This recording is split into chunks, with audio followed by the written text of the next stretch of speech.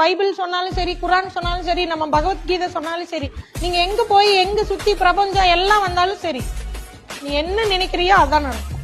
அத வேற வேற மொழியில சொல்லியிருப்பாங்க, வேற வேற ட்ரிக்ல சொல்லியிருப்பாங்க. மொத்தத்துல பேஸ் என்னன்னா, நீ எதுவாக நினைக்கிறாயோ அதுவாகவே ஆகிறாய். சரிங்களா?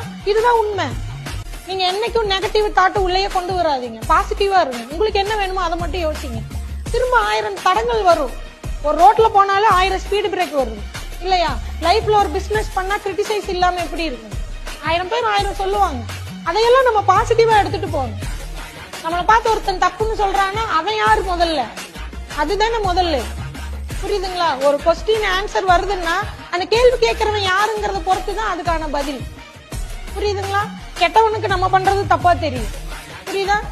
திருடனுக்கோ கொலகாரனுக்கோ போலீஸ் கெட்டவங்களா தான் தெரியும். அதுக்காக போலீஸ் கெட்டவங்களாயிருவாங்களா?